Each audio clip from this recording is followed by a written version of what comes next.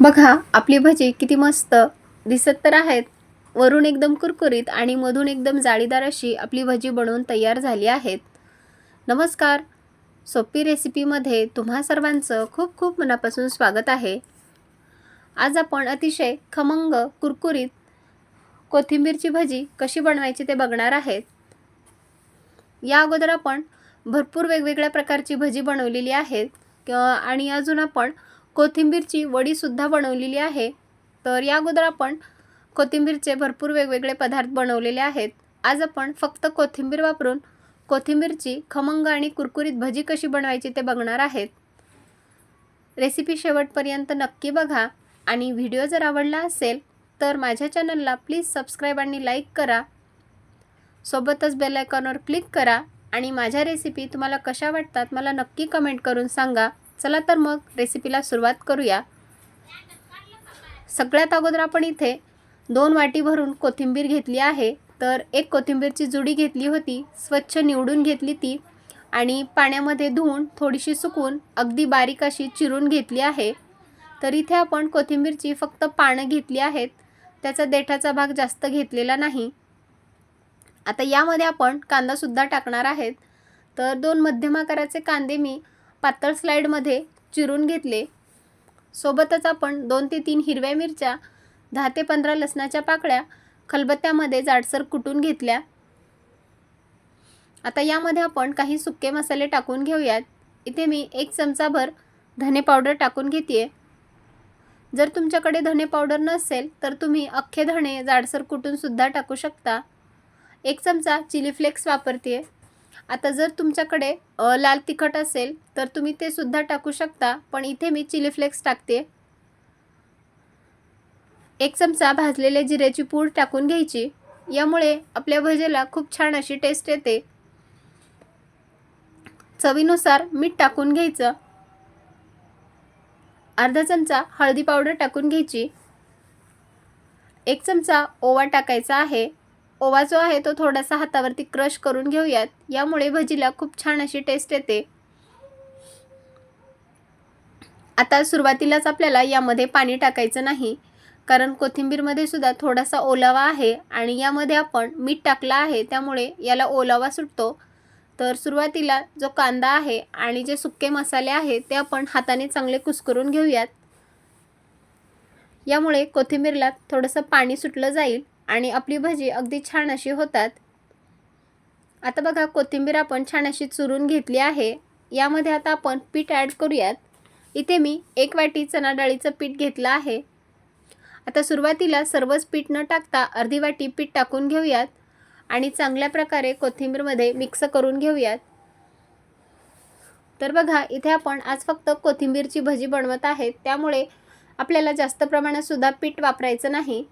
2 वाटी कोथिंबीर वापरली आहे, त्यासाठी आपण 1 वाटी बेसन पिठाचा वापर करणार आहोत. आता तुम्ही इथे अजून अर्धी वाटी बेसन पीठ आणि अर्धी वाटी तांदळाचं पीठ सुद्धा वापरू शकता, पण इथे मी पूर्णपणे फक्त बेसन पिठाचाच वापर करणार आहे. आता 1 वाटी भरून जे बेसन पीठ होतं ते आपण पूर्ण कोथिंबीरमध्ये मिक्स करून घेतलं. तर थोडंसं कोरडं झालं होतं म्हणून त्यामध्ये अगदी 2 ते 3 चमचे पाण्याचा हबका मारून घेतला आणि आता या पाण्यामध्ये आपल्याला हे पीठ जे आहे ते मिक्स करून घ्यायचं आहे. तर आपल्याला जास्त सुद्धा पाणी टाकायचं नाही. ज्याप्रमाणे आपण कांदा भजी बनवतो ना, अगदी तसंच मिश्रण आपल्याला तयार करायचं आहे. इथे बघा आपलं कोथिंबीर भज्याचं पीठ जे आहे ते रेडी झालेलं आहे.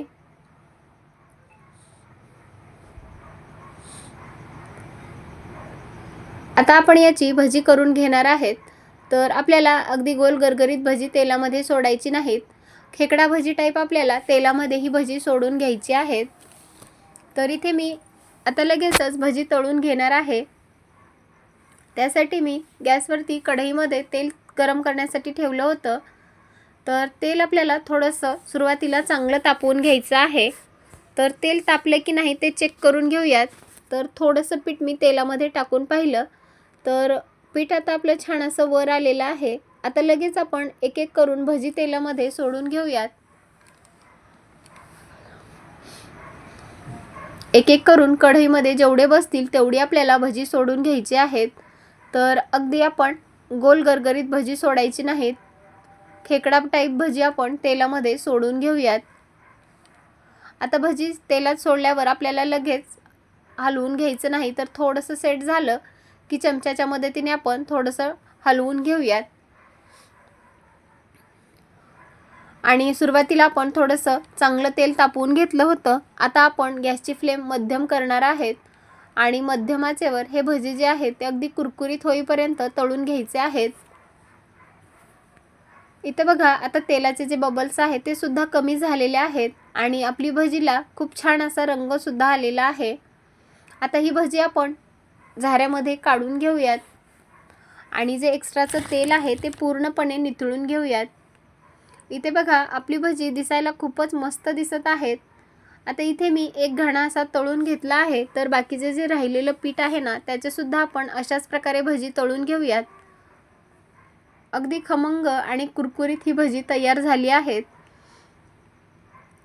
आता आपण इथे सर्व अशाच प्रकारे भजी तळून घेऊयात. इथे बघा, मी कोथिंबीरची सर्व भजी तळून घेतली आहेत. दिसायला खूपच छान, अगदी वरून कुरकुरीत झाली आहेत आणि खायला सुद्धा अप्रतिम झाली आहेत. तर तुम्ही सुद्धा एक वेळेस अशी हे कोथिंबीरची भजी नक्की करून बघा. चहा बरोबर खाण्यासाठी किंवा मधल्या वेळेत जर काही खाण्याची इच्छा झाली असेल तर अशी भजी तुम्ही नक्की करून खाऊ शकता. आणि तुम्ही कधी कोथिंबीरची भजी खाल्ली आहेत का, मला नक्की कमेंट करून सांगा. आणि हा जो व्हिडिओ आहे तो तुम्ही कुठून पाहताय ते सुद्धा मला नक्की कमेंट करून सांगा.